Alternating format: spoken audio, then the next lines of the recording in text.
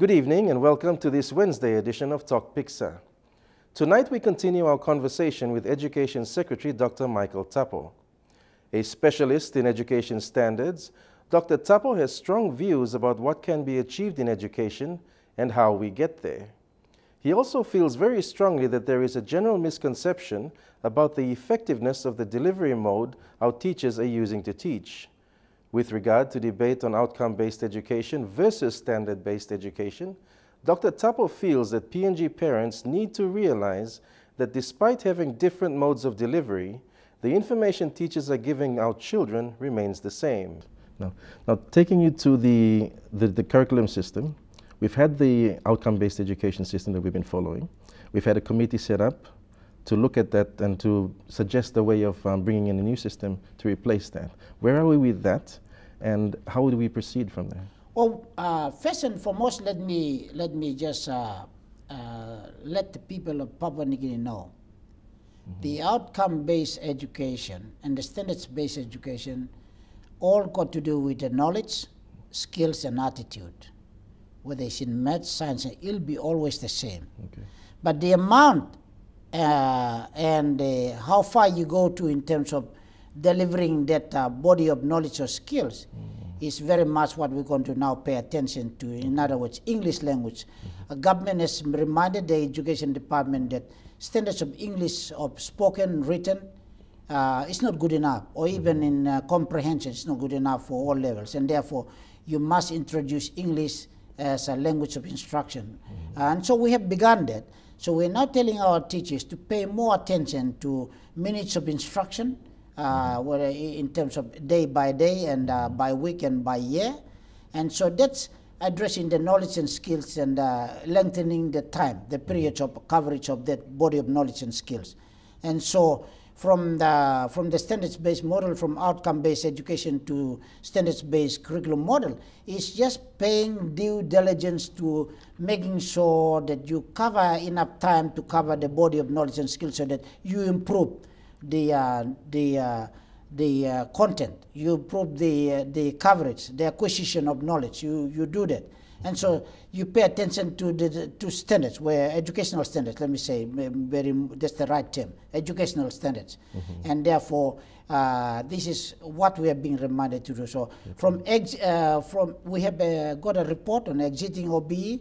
Our minister, the Honorable Nick Coman, will now have to go back to NEC to let the government know we are already on it, but to just say where we are now and what is beginning in 2014. So ours is about just implementation strategies and the activities that will harness the standards-based curriculum model, where we pay attention to details of knowledge, skills, and attitude, giving it more time, giving it more resources, making sure that we're talking about teachers' quality, making sure that teachers got enough time on the various subject areas, in English, in mathematics, and making sure they are able to facilitate the learning, making sure that the students spend more time in acquiring the knowledge and then performing it. That's what we need to do from here onwards. And that's all what we are about to do with exiting the outcome-based education to standards-based education. It's reminding us to pay particular attention to standards. But if someone out there is thinking that outcome-based education is a green color, and that standards-based education is a blue color, then you'd be thinking very wrong. Because maths will always be maths, science will always be science, English will always be English, social studies will always be social studies, agriculture will always be agriculture, as in Papua New Guinea and the rest of the world. It's the issue of coverage, the resourcing, and the performance of those bodies of knowledge, and then supervising it, making sure they're acquiring it, and then performing it and demonstrating it. That's what we're talking about, paying attention to those things. And I think the public have got a real perception, and I agree. Every person has got a right to perception about it, but in standards-based and outcome-based education, I'd like to, because it is my area of expertise in standards. It is my area.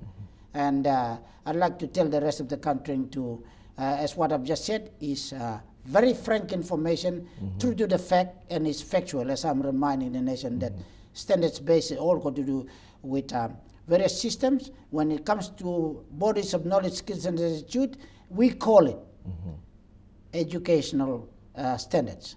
Educational standards got to do with knowledge, skills, and attitude. Standards is got to do with procedures, requirements, and all that way it's made or not like 40 students in the classroom. That's standards. Okay. The classroom, elementary, primary, high schools, vocational centers, grade 12, grade 10, those are systems, and they are called also standards. Inspection, that's also standards. Prescribed curriculum, that is also standards. The subject learning areas, that's also standards. So that's what they call educational standards. But when it comes to knowledge, skills, and attitude, and how you perform it, and how well you do it, and how well you acquire, and you can move it to the next grade, that is called education standards.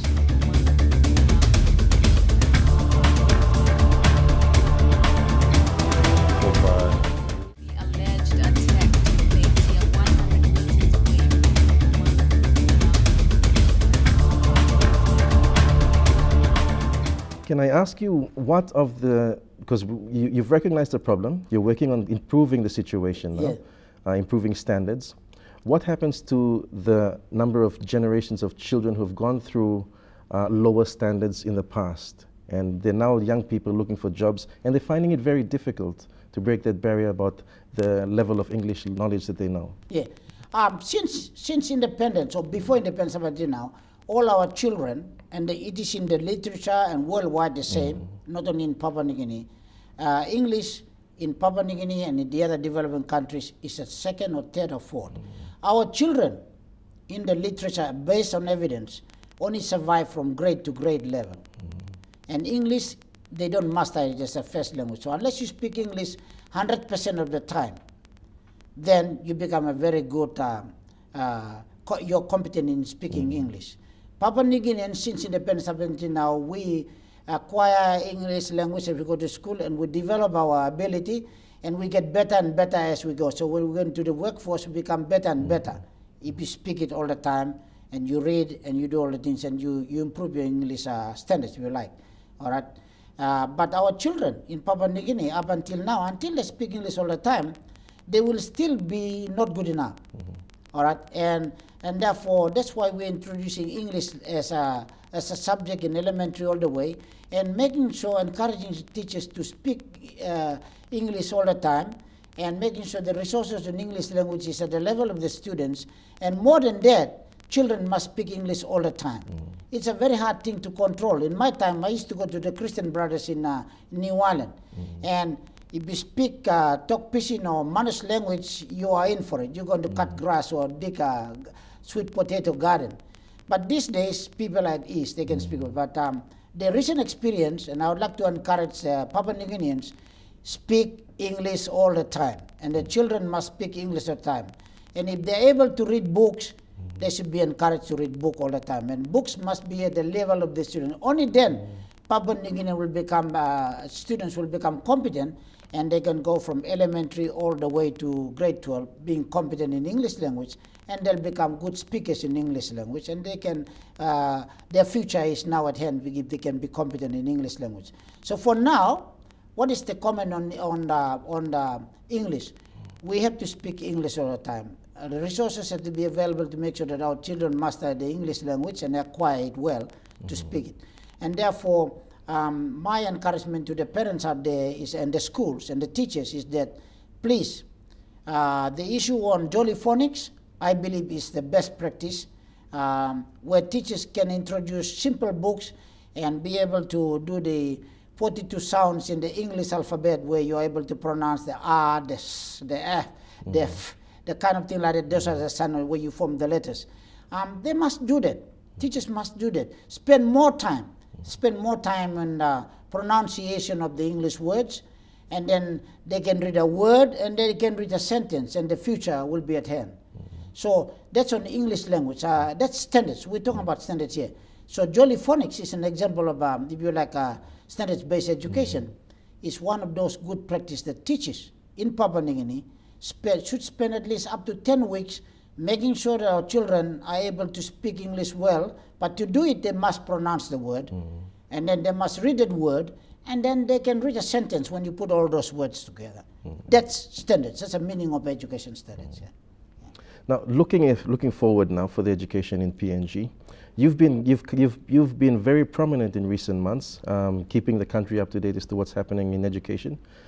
Does that, using the television service, does that extend to learning for the future? Yes, let me say, I've read a lot about what is the best way to acquire knowledge, and I've read about that about socialization process in terms of human beings becoming part of a society and getting on with their life. And in Papua New Guinea, since independence up until now, we have a very diverse cultural context that is embedded with so many other things. And so education has been a very big challenge in Papua New Guinea.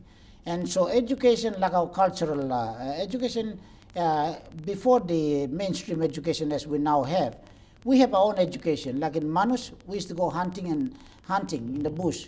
That's the men's curriculum.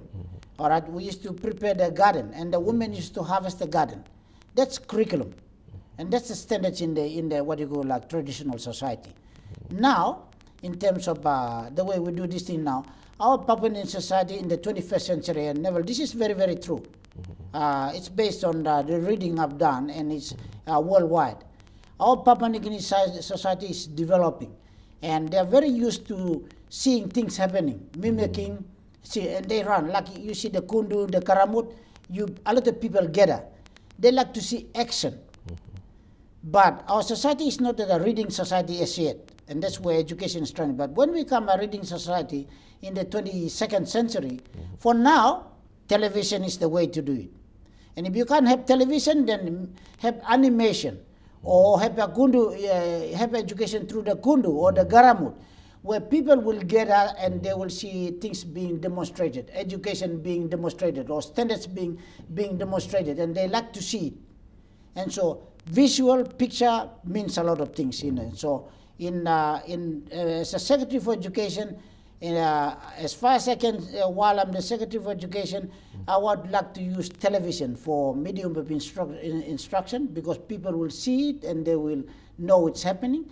I would like to inform the public or the Papua New Guinean on education matters through the television, because they're seeing real stuff, they're hearing real voice, and they're seeing things happening.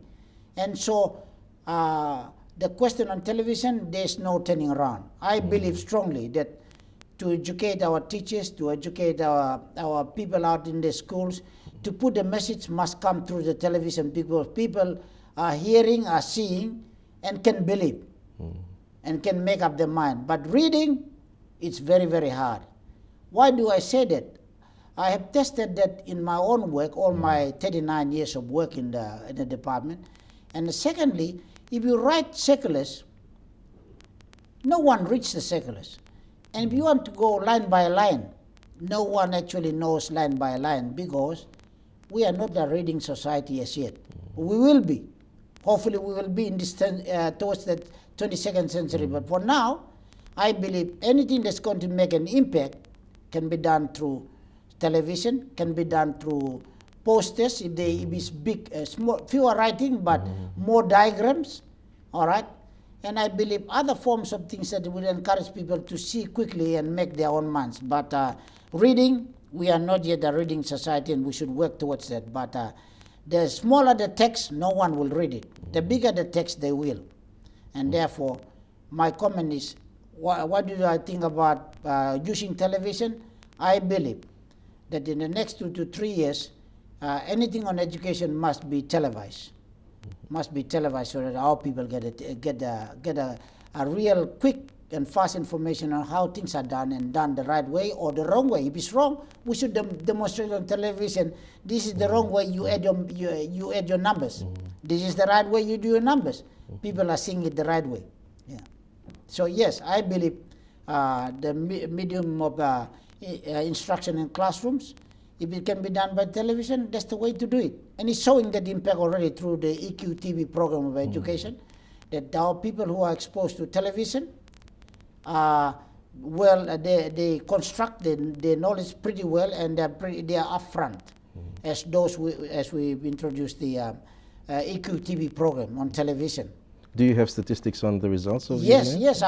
In examination right now, I cannot give you the the amount of figure, but in the department we do. And then a later program we can give you where we got the equity program all around Papua New Guinea, and we are thankfully that you have mentioned that we are about to, with the MTV, trying to put the decoders to the schools where they got the television. And it's a way forward. It's a way forward in order that our children can see the picture, they can see what's been done. And in real terms, Neville, in the theory, they call it situated learning theory. It's based on constructive of knowledge and skills. You construct the knowledge in your mind in terms of making sense to something, to a concept, and you construct that according to the context and the culture, and then you are able to remember that for a long time. It's called sense making, or the word they use is cognition or cognitive learning. All right. This is how you measure standards in terms of cognitive learning. And so what we're talking about is technology, like television, or even our people in the village used to do the garamut, or kundu. They construct that through using that implement or the technology. Even garamut or kundu is a technology. All right? Television is the modern technology. But garamut or kundu is the technology, or shaping of a totem pole like the Sipiks and Manus and other people do, or the shape of a sack or a plate or dish. That's a technology in itself. The people who do that are very smart. They got very high, what they call cognitive or cognition, if you like, making sense to what it means in constructing that knowledge in their brain. That's what technology contributes. That's making sense to the thing. So we're talking about real hard and fast constructed ideas in the minds of people. And so the issues in theory, they call about constructivism. Those are issues. I know we're talking television, but I just want to say that technology is part of that. It makes that concept go a long way in making sense to the concept. Yeah.